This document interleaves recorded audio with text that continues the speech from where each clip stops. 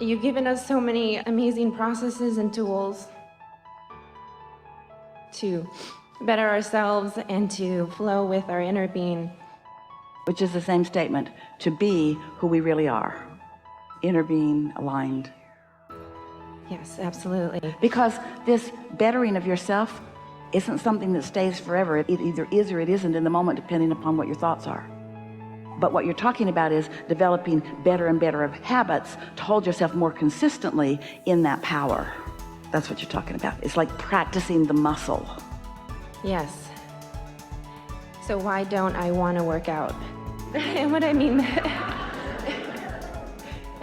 by that is I have so much resistance to use these tools and these processes, even though I have seen the wonderful things that it has brought to my life when I am consistent and I don't have that discipline. Let us make this simpler for you, because you're not alone in that, because it's a lot to digest. And what we're really asking you to do is to take everything that you've lived and now just do it a little differently. And that's a lot to ask of anybody, because you've got patterns and habits, and you've also got law of attraction compounding those patterns and habits. So give yourself a break. But there is something that you could consider, because we have found an easier way of talking about it. We talked about it already, which is rather than working so hard to move up the emotional scale, just find yourself in satisfaction and identify it and isolate it and know what the feeling feels like, and then let that be your sort of standard of what you're reaching for. When you catch things in those early stages, then law of attraction does all the work. If you feel a little satisfaction, and just because you do, we'll demonstrate this with you here in a minute, then the law of attraction is responding to this resistance-free vibration. And when the law of attraction is responding to a resistance-free vibration, it gains momentum quickly, and then you feel the inspiration to move in the direction of it. Now we're going to give you a statement that as you hear it and sort of let it settle in, this is the basis of where your new belief and understanding is going to come from. We're going to speak it clearly and probably loudly, if we know Esther, when she gets hold of one of these impulses from us, and we're going to repeat it until you all really hear it and understand it. Satisfaction, which is what your inner being feels all the time about you, where you're going, who you are. Satisfaction on steroids. Satisfaction comes from one place and one place only, and that is moving in the direction of who you really are. Moving in the direction of your desire. That's the only place it comes from. So what happens is you live in a world that has tried to motivate you to behavior about things that you don't feel satisfied about. Your parents want you to do what they want you to do, not what would satisfy you. Your employers want you to do what they need you to do, not necessarily what would be satisfying to you in the moment. And so you're having a rebellion inside of yourself, because most of you are sort of tired of pushing against your own flow. Does that make sense to you? Think about the difference in the way you feel on a morning that you're waking up to go on vacation or to go fishing or to go do something really fun, and the way you feel when you're waking up to go to work. And it's because the vacation is calling you, and when you point in the direction of that, there's no resistance. And so you're so clever, you're so fun, you're really on point, you remember what you need to bring, you think of clever things, you're working with others, the universe cooperates with you. But it sometimes doesn't feel that way when you're doing something that you really don't want to do. So here's our message to you: never do anything you don't want to do.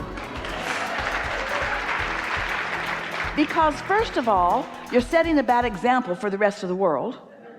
You're teaching people that they can control you by whining and complaining and demanding things of you. Demonstrate to yourself that you are someone who wants to be inspired, not motivated. So you got to stop trying to motivate yourself. You don't like it when people try to boss you around. When somebody tells you that you need to do something, you don't want to do it. People who know you know that you're stubborn that way. And so this is the same thing. You got to understand that about yourself. You can't demand of yourself. You can't motivate yourself. You've got to let yourself be inspired, which means you got to understand these important things. You've got to understand that it's not just you with you, that you have an inner being you that is really this powerful, dominant, strongest part of you. And that inner being knows everything that you've asked for and is focused upon everything that you've asked for in a way that those cooperative components are already being gathered to that. You got to understand that there is a vibrational reality. We want so much for you to accept the realness of this that we named it the vortex, wrote 2 books about it. We want you to understand that this vibrational reality, which is the furthest expansion that you have accomplished vibrationally along with your inner being, it's vivid and it's real. It's not imaginary, although we want you to seek the image of it. It is a real vibration and it is calling you. And when you move in the direction of it, because you're not doing the opposite, because you're not doing that thing that holds you away from it, maybe because you meditated and so your mind is clear, maybe because you've been making a list of positive aspects so you're in tune with it, maybe because you're just in love with life right now. Doesn't matter what the reason is, but when you have no resistance, you will receive that inspiration that will call you forward, and you'll never again say, how can I make myself do something? As you listen to us, oh, we've got so many great ideas. We're so sure of ourselves. Esther stands here and expresses the clarity of what we have to say. And to most of you, or to most anyone who's looking at this for the first time, this just looks like somebody who really believes what they say and has some pretty good ideas, and it's just another opinion that might work, might not work. We get how there are so many voices in the world that are encouraging you in different ways to do different things. But this we know for sure.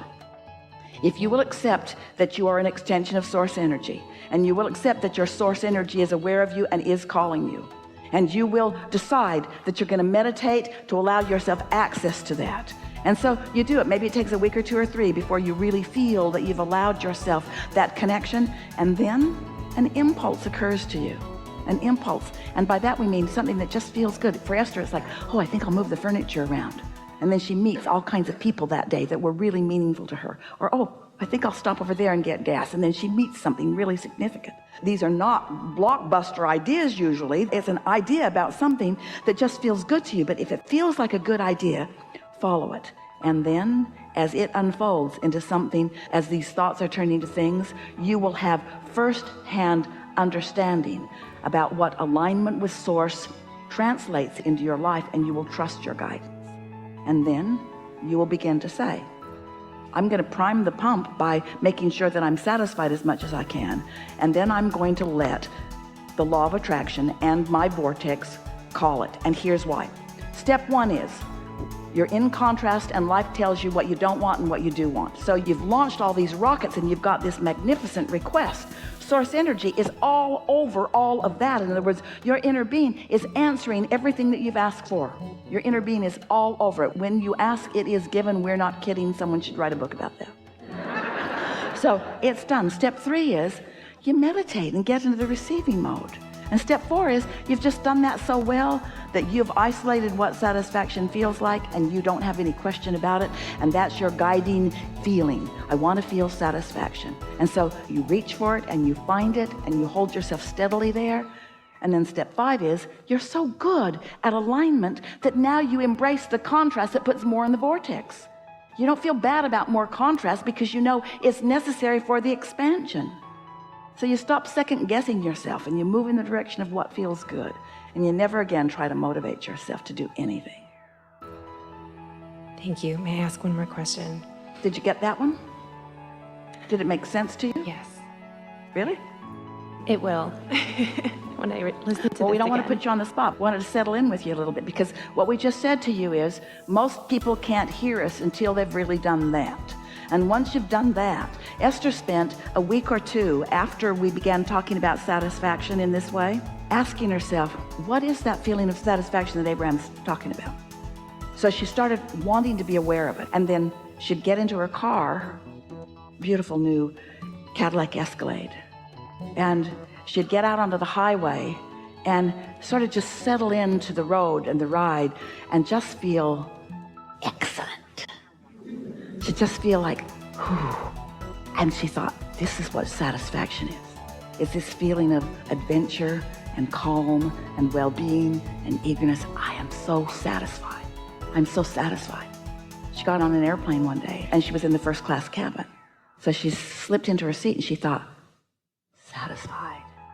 And then she sort of settled in and buckled up, and now the plane's in the air and she reclines her seat and she gets her blanket and her pillow, and she's thinking, oh, I am so satisfied. I'm so satisfied. I'm so comfortable. I'm so satisfied. This is just satisfying. And then a flight attendant came to her just as she was putting her sunglasses on and getting ready to snuggle in for a long winter's nap. And he handed her a bottle of water, and he said, I heated this for you in the microwave. I thought it might make you more comfortable. And Esther thought, well, first she thought, do I look old and feeble? And then she thought, oh, no, this is because I'm so satisfied that the universe is looking for other cooperative components to help me feel even more satisfaction. She'd be in a restaurant, slip into the booth, friends across the table, she'd look at their faces, she'd feel such love for each one of them, and she would think to herself, this is so satisfying. So satisfying. The fragrances in the air, and the leather that I'm sitting on, and the friends that I've gathered with, and the entire atmosphere of my life, it is so satisfying. And there are plenty of times to do that, but until you start doing it, identifying it, isolating it, milking it, finding the vibrational frequency of it, now you know what you're tuning to. You see what we're getting at? So then you're satisfied, satisfied, satisfied, satisfied, satisfied. And when something's off, you feel that it's off, and you don't let it get off until you establish such a substantial, chronic pattern of connection to source, to the path of least resistance, that then only cooperative components to who you really are and what you really want can come to you. And then other people look at you and they say, it's not fair. Good stuff comes to you, and mostly only good stuff comes to you, and the rest of us are out here, and you know why. It's not some crapshoot. It's not some law of averages. It's not some game of chance or luck. It's not some karmic game where you're being cursed or somebody's doing a voodoo on you. You're in complete control. And what is the control? Right here. Satisfied or not satisfied? Before I push my car down the hill, I come to my senses and I find my alignment.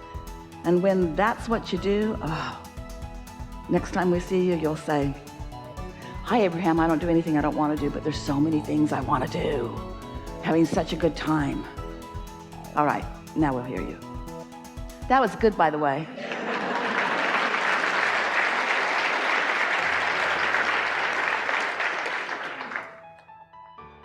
I am having such a great time. I swear I am. I want to elaborate on that with you and how that process works when you're co-creating with someone. I'm about to get married to the person that I feel like is the co-creator that I want for the rest of my life. We agree. Thank you. That's what that feeling of love is. That's you and your inner being in complete agreement on the subject at hand. Thank you. Yes, it's a great feeling. This is my third marriage. Yeah, that's good. Because that contrast built a vortex for you. Yes. And the cooperative components gathered, and you have the understanding of knowing. That's why you were thanking us. Your guidance system is letting you know that what you know is what you know. You got it right this time. You didn't get it wrong the other times, but the other times led to this.